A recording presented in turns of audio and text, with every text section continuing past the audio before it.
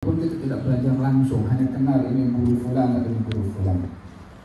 Kita sudah ditanamkan rasa ta'zim kepada guru, hormat kepada guru, adab kepada guru sebelum ilmunya diambil. Sehingga ketika kita belajar dengan guru itu, ta'zimnya sudah ada, respectnya sudah ada, hormatnya sudah ada, sehingga hubungan itu semakin kuat. Selain daripada hubungan ta'zim, yaitu hubungan kerohanian dengan guru, hubungan ilmu yang kita dapat daripada guru tersebut, ini yang mengikat hubungan antara murid dengan gurunya. Yang ini kita dapati azmah, krisis zaman kita sekarang ini antara hubungan murid dengan guru, di mana hanya terbatas kepada materi yang disampaikan, subjek yang diajarkan. Setelah itu sudah masing-masing di halis sendiri, seakan-akan sudah tidak ada lagi hubungan antara murid dengan gurunya. Kalau kita melihat pada sejarah-sejarah dahulu itu kan, Imam Abu Hanifah katanya, saya ini beristighfar kepada Allah untuk orang tua saya dan guru saya Hamad setiap kali selepas sembahyang. Yani tidak pernah dilupakan orang tuanya dan gurunya. Murid Imam Abu Hanifah namanya Abu Yusuf. Dia bilang, saya beristighfar untuk guru saya dulu sebelum orang tua saya. Sekali lagi bukan mau membelakangkan orang tua, tapi untuk memberitahukan betapa pentingnya peranan guru dalam membentuk kepribadian kepada murid yang diajar. Imam Abu Hanifah dalam sejarahnya itu dikatakan tidak pernah membujurkan kakinya ke arah rumah gurunya. Apalagi yang lebih dari itu, walaupun jarak antara rumah Abu Hanifah dengan gurunya itu kurang ada 10 lorong, tidak kelihatan ke rumah gurunya. Tapi ta'zim bersama guru sementara bukan di hadapan gurunya, itu satu hal yang mengikat rapat dan berkat tentunya akan diberi oleh Allah Subhanahu wa taala kepada murid, berkat ta'zim kepada gurunya. Ini yang kita diajar masa kecil dulu, belajar pondok-pondok pesantren itu ta'zim kepada guru, dan guru-guru yang yang betul-betul bukan hanya mengajar tapi dia mendidik, bukan hanya menyampaikan ilmu tapi membentuk akhlak dan kepribadian. Itu yang menjadi satu peranan penting dalam dunia modern sekarang ini, untuk kita tidak kalah saing dengan kemajuan teknologi untuk mendapatkan ilmu dan maklumat melalui media sosial, yang ini adalah menjadi media yang common, menjadi kebiasaan kepada generasi sekarang ini untuk mengambil maklumat. Apa saja kita maukan dengan kebutuhan handphone, masukkan dalam Google, apa punya soalan akan diberikan sekian banyak jawaban untuk kita boleh memilih, dan biasanya orang akan memilih yang paling mudah. Lebih dari itu, sekarang ini ada namanya chat widget. Bukan. Yang itu kalau orang mau bikin, bukan chat itu. Pasti ada satu aplikasi di internet. AI lagi. Ada satu lagi. Ini ChatGPT alhasil. Apa saja maklumat yang kita mau. So kita hanya tulis, saya mau tulis artikel tentang hijrah, itu keluar sudah kita siap gitu. Itu bukan yang pakai suara, bukan. AI itu yang untuk dubbing suara, itu salah satu yang digunakan sekarang. Pun banyak manipulasi juga guna itu. Nama saya pun tempoh hari digunakan jual obat, mengajar majelis taklim. Gambarnya gambar saya mengajar, orangnya saya, tapi suara itu mirip suara saya, hampir, memang betul-betul hampir mirip. Orang kalau tidak tahu bisa anggap saya jual obat. Betul, waktu itu dikatakan saya lagi promosi obat, digunakan nama saya. Dan itu cabaran kepada zaman sekarang, pada generasi. Ada yang satu lagi itu namanya, yang kita perlu kalau ingin mendapatkan artikel, kita hanya tulis tema tajuknya saja, kemudian keluar semua artikel itu, dan tinggal hanya mungkin diubah sedikit-sedikit untuk lebih diindahkan dan disebutkan kepada orang itu yang mau mencari Allah. Ini menjadi tantangan kepada guru-guru, kepada asatidzah, kepada kiai, kepada ulama. Bagaimana murid itu supaya tidak lari dari guru yang betul, yang seharusnya dipelajari ilmu daripada dada mereka, sehingga nanti ke tempat-tempat yang mudah untuk seperti itu belum mendapatkan maklumat. Tesis-tesis yang banyak membuat juga pun mau dilihat daripada hasil intirah, yakni meletakkan dan menjatuhkan diri di pangkuan para ulama itu sudah mulai kurang. Orang itu banyak bergantung kepada sesuatu. Dan hakikatnya fitnah akhir zaman ini adalah fitnah ilmu, fitnah krisis ulama di situasi untuk mendapatkan informasi sangat mudah. Kita sekarang punya handphone yang disimpan ribuan kitab. Tinggal mau judul apa kita mau cari, nggak ada yang ini. Cuma kalau berbanding dengan orang-orang dulu yang perlu safar sekian jauh, perlu duduk sekian lama, beda tentunya. Tapi yang tidak ada pada zaman sekarang ini dengan cara seperti ini adalah barakah. Bukan ada kurang dibandingkan orang-orang dulu yang bersimpuh di kakinya orang-orang berilmu. Jadi itu yang membawa keberkatan sampai sekarang. Ayo sekarang kalau melihat Imam Nawawi selama hidupnya umur 46 tahun ini meninggal dunia, boleh meninggalkan sekian turas yang begitu banyak. Dengan kemudahan kita mendapatkan sekarang maklumat ini, siapa bisa seperti Imam Nawawi itu betul seperti itu. Barakah yang ada kepada orang-orang yang terdahulu. Apa sebabnya? Bersimpuh di kakinya para ulama. Lihat ketika disebutkan oleh Allah dalam Al-Quran Al-Karim, awalam yara anna na'til arda nanqusuha min atrafiha. Tidakkah kamu melihat kami yang ciptakan bumi dan kami kurangkan keseimbangan bumi? Nanqusuha min atrafiha.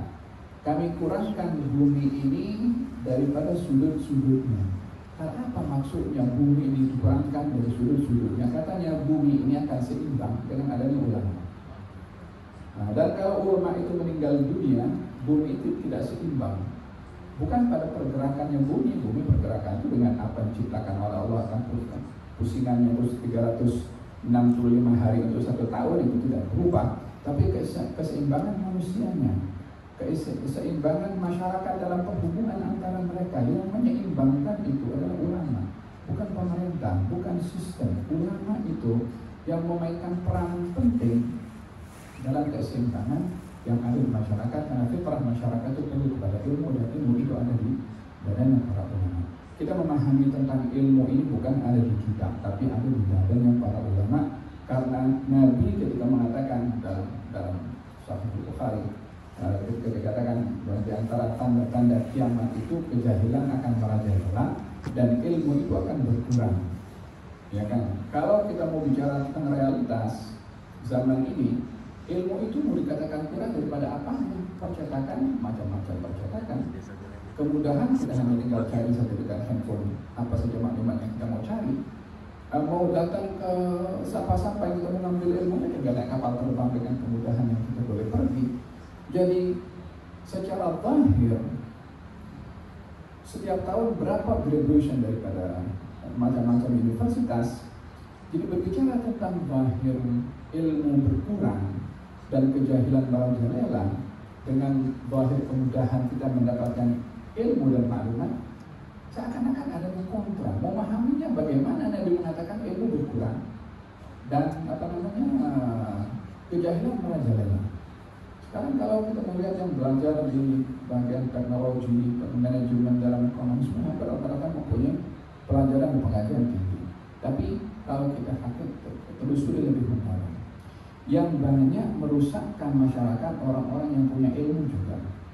Yang buat scammer itu orang-orang yang punya kepandaian dan keahlian dalam teknologi juga, menggunakan ilmunya bukan pada tempatnya. Jadi banyak merugikan, memberikan, menguntungkan. Tidak kembali kepada apa yang disampaikan di sini, adalah pentingnya ilmu itu didapat dengan bersimpuh di kaki para ulama, belajar dengan mereka. Menarik perhatian saya kalau kita mengaji dalam tafsir Al-Quran tentang Nabi Musa dengan Nabi Khidir, itu kan waktu Nabi Musa disuruh pergi cari Nabi Khidir untuk belajar.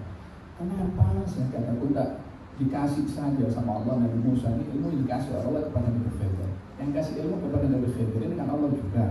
Yang kasih ilmu kepada Nabi Musa Allah juga. Bahkan Nabi Musa lebih mulia daripada Nabi Khidir karena dia Nabi, Rasul, ulul azmi wa kalimullah. Yani nur ala nur kepada Nabi Musa. Nabi Khidir kenabiannya pun masih dipertikaikan. Adakah Nabi atau dia hamba Allah yang saleh atau wali min awliyaillah. Terlepas daripada hatta kalaupun dia Nabi, tetap tidak lebih mulia daripada Nabi Musa. Kenapa Allah Subhanahu wa Ta'ala suruh Nabi Musa pergi cari itu Nabi Khidir untuk mengambil ilmu kepadanya, sementara Allah boleh beri langsung kepada Nabi Musa seperti diberikan kepada Nabi Khidir? Kenapa disuruh? Upah yang disuruhnya itu bukan disuruh hambaku ada di sini. Tidak, dikasih clue. Yani disuruh pergi itu dengan susah, bukan mudah. Bukan Nabi Khidir pun sudah datang kepada Nabi Musa.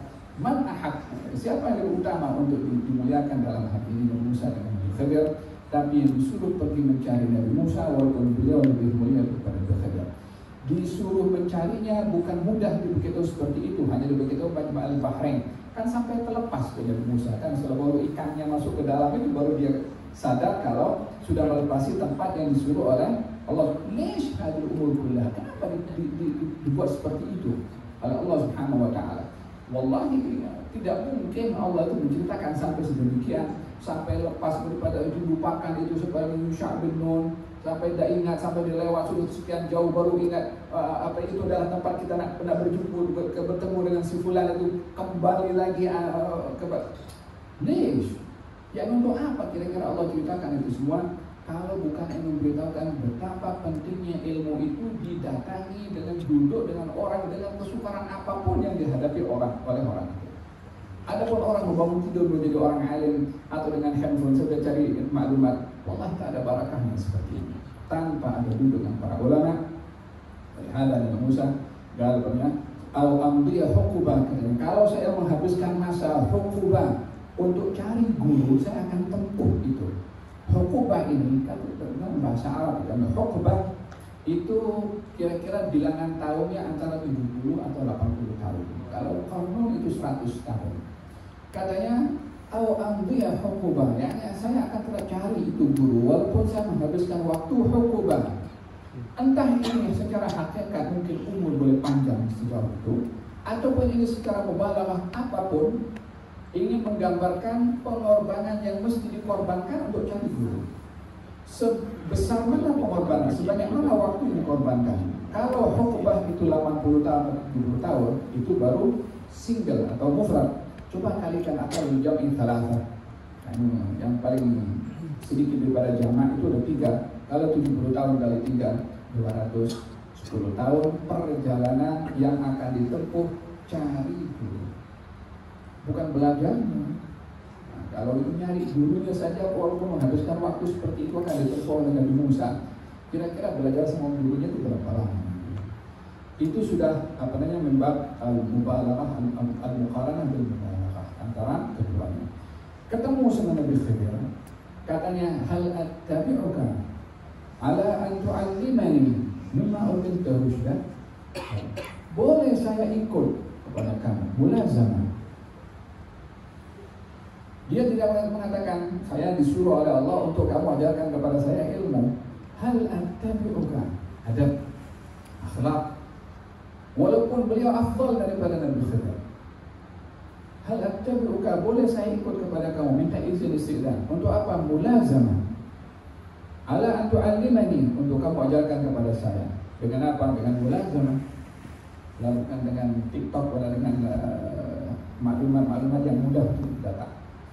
Mimma ulilta rusyda, daripada ilmu yang diajarkan kepada kamu, ini dzikrus salaf. Jadi adab, ilmu, memastikan ilmu itu daripada sanad yang betul. Jadi ilmu disampaikan oleh Nabi Khidir yang diajarkan oleh Allah kepada engkau. Memang Nabi Musa pun sudah tahu itu ilmu daripada Allah Subhanahu wa Ta'ala, tapi ingin memberitahukan kepada kita untuk memastikan guru yang kita ambil ilmunya mempunyai silsilah sanad sampai kepada sumber ilmu itu datang. Laulal isnad laqala man syaa ma syaa. Kalau bukan karena sanad, semua orang akan bicara. Yang kita hidup di zaman semua orang boleh berbicara. yang menarik dalam ilmu zaman sekarang ini, dalam apa-apa hal orang akan rujuk kepada ahli dan pakar. Dalam ilmu kedokteran, so kita rujuk kepada yang pakar. Dalam ilmu ekonomi, begitu juga. Kecuali dalam ilmu agama, semua jadi mufti. Semua mau bicara. Kalau kita lihat dalam komen dekat Facebook dalam keluarkan saja satu isu, semua akan bicara tentang masalah agama. Jatuhnya marwah agama ini sehingga semua orang menjadi ahli walaupun bukan ahli. Kepada idza wusida al-amru ila ghairi ahli fantazir as-sa'ah. Demikian sabda Nabi sallallahu alaihi wasallam. Dan memang betul apa yang dibawa oleh para ulama ini adalah bukan hal yang bukan hal yang kecil. Ianya bukan hanya berat, tapi ia lebih berat daripada kata berat.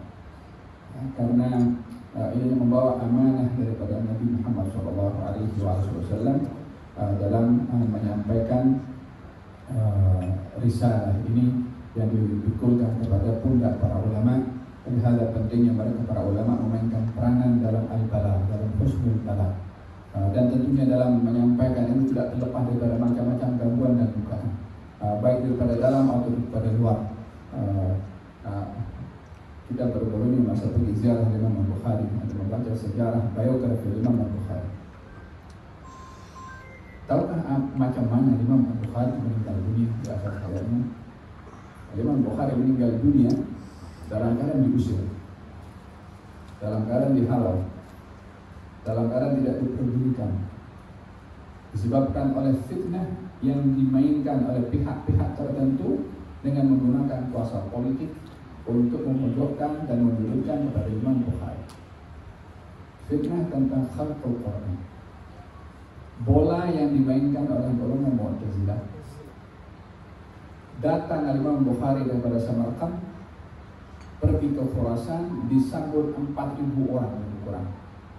Daripada pintu luar masuk Khurasan, ada pagar pintu masuknya, daripada luar ada hampir 2 marhalah disambut oleh Imam Bukhari kedatangannya ke Khurasan. Di Khurasan mulai sudah kecoh orang, sambutan Bukhari mulai sudah sambutan luar biasa. Mulai daripada beberapa orang yang tak senang hati, yang punya halaqah sudah semakin kurang, ketika halaqah Imam Bukhari.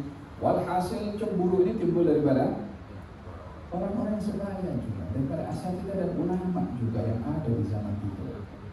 Tahu siapa yang memfitnah Imam Bukhari sehingga sampai diusir? Gurunya sendiri. Sejarah menjadi begitu. Yang lapor kepada penguasa agar supaya memuji kepada Imam Bukhari. Yani fitnah tentang khalqul Quran itu ditujukan soalnya kepada beliau. Imam Bukhari lebih mengatakan bahwasanya Al-Quran bukan makhluk, lebih kepada Al-Quran, lebih kepada Allah. Sementara wali Khurasan yang cenderung kepada fikrah Mu'tazilah lebih mengatakan kalau Quran adalah makhluk. Maka dimainkan oleh salah seorang guru Imam Bukhari namanya Al-Harawi, yang mempengaruhi kepada wali Khurasan untuk mengusir Imam Bukhari. Diusir daripada Khurasan, yang awalnya datang disambut dengan 4.000 orang, 2 marhalah daripada pintu masuk Khurasan, keluar dari Khurasan dengan seorang saja yang menemani sampai keluar pintu sendiri. Imam Ahlussunnah wal Jamaah, Imam fil Hadis, imam yang sampai hari ini kitabnya dinikmati, dikaji, dimanfaatkan, menjadi kitab yang paling sahih pada Al-Quranul Karim. Nasibnya beliau dalam mempertahankan kebenaran itu tidak mudah, tidak gampang. Walaupun kita yakin manfaat ikhlasnya sampai sekarang, kalau tidak bagaimana hadisnya sampai sekarang dikaji. Walaupun di kehidupan beliau penghujung itu dalam keadaan hina seperti itu. Keluar daripada Khurasan ingin masuk Samarkand. Masuk Samarkand dengan senyap-senyap dan sembunyi di rumah keluarganya daripada keluarga Bukhari juga. Diketahui oleh sebahagian jasus mata-mata yang ada di Samarkand. Dihantarkan utusan daripada Khurasan surat kepada wali gubernur di Samarkand. Katanya kalau Bukhari datang, jangan kau biarkan dia duduk di situ. Tak mungkin saya usir dia di negeri saya, kamu terima di situ. Kan kita satu geng, kita satu grup. Nah, jangan sampai kita usir dia, kamu terima di sana. Ini menjatuhkan marwah saya, kata wali Khurasan. Dihantarkan daripada wali Samarkand, datang ke keluarga Imam Bukhari, diusir daripada Samarkand untuk ke tempat lain. Tahu bila diusir? Malam hari raya. Dan malam ini juga, dan katanya biar Tuhan kasih waktu sama saya, mau packing, mau siapkan barang kitab-kitab yang ditulis la al-ana laylah. Diusir malam itu juga, malam hari raya, dalam keadaan dia menjaga marahnya dan tertekan di kezaliman yang luar biasa kepada seorang ulama besar seperti Muhammad Ismail Ibrahim Al-Mughirah Al-Bukhari, imam besar Al-Sunnah. Diusir malam hari raya, keluar daripada rumahnya dengan orang yang membantunya sambil membawa kitab-kitabnya yang dipikirkan, kitab yang sampai hari ini kita mengambil manfaat akan kitab tersebut. Di perjalanan tak lama dari perjalanan tak lama lagi tak mampu dia akhirnya terjebak untuk rehat, akhirnya menjadi. Ada gambaran bagaimana iman yang memperjuangkan kebenaran itu tidak mudah perjalanannya, tapi keikhlasannya itu sampai hari ini kita mengecek Imam Bukhari punya tulisan hadis. Jadi perubahan yang ada pada umat ini disebabkan keikhlasan Imam Bukhari dan tulisan-tulisannya memberikan kepada kita inspirasi bahwa kita ini memainkan peranan penting untuk mendidik umat.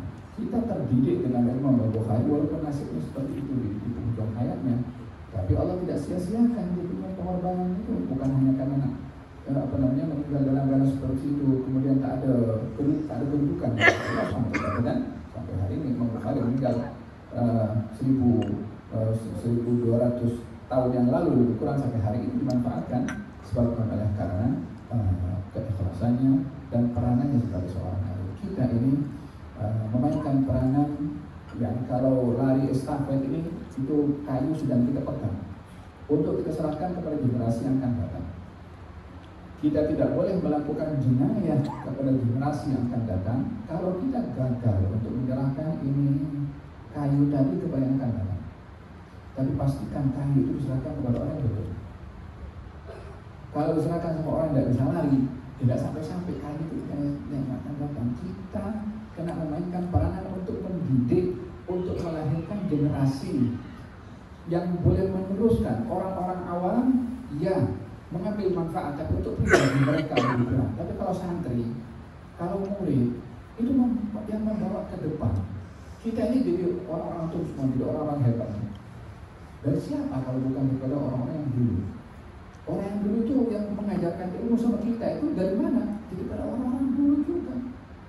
Dan yang akan datang itu akan menerima daripada kita sekarang. Kalau kita betul-betul menjaga untuk menyerahkan itu kepada yang akan datang, betul yang akan datang akan serahkan kepada yang akan datang, dan begitu sampai kepada waktu yang dikehendaki oleh Allah Subhanahu wa Ta'ala. Saya tidak mau banyak berbicara, sebetulnya saya banyak ingin mendengar daripada antum semua, hanya ingin berkongsi takbir dan farah, ingin mengungkapkan rasa gembira dengan kehadiran antum semua. Antum asatidzatna wa antum qudwatana wa antum uswatana dalam perjuangan dakwah dan mengajar serta memimpin kepada pondok pesantren. Sebetulnya di Indonesia jauh lebih ke depan berbandingkan kita di Malaysia dari sistem pendidikan tradisional.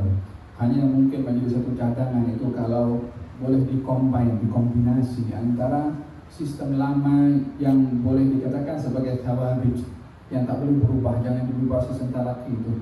Kitab-kitabnya kita pondok ini kalau boleh jangan dirubah, itu harga mati kalau boleh, jangan sampai dirubah. Walaupun kita bukan meninggalkan yang baru juga, tapi yang lama itu yang sudah dikaji, bukan hanya masalah kitabnya, tapi barakah yang ingin kita jaga dan kita pelihara daripada ulama-ulama yang terdahulu. Ambil yang dulu turas untuk kita jaga dan ambil yang baru untuk melengkapi. Yang baru itu lebih kepada at-tahsina, kepada untuk lebih mencantikkan sistem yang kita ada. Yang lama ini jujur, akarnya, tidak boleh dirubah, karena dengan akar itu terbenalah al-jilul awal yang terdidik dengan cara Nabi Muhammad SAW. Lihat kalau kita belajar sekarang ini, walaupun dengan kursi, pastikan ya, walaupun dalam kursi itu hubungan murid dengan guru itu pastikan ada hubungan yang rapat, jangan sampai hanya sekedar materi disampaikan kepada Assalamualaikum warahmatullahi wabarakatuh. Tidak begitu.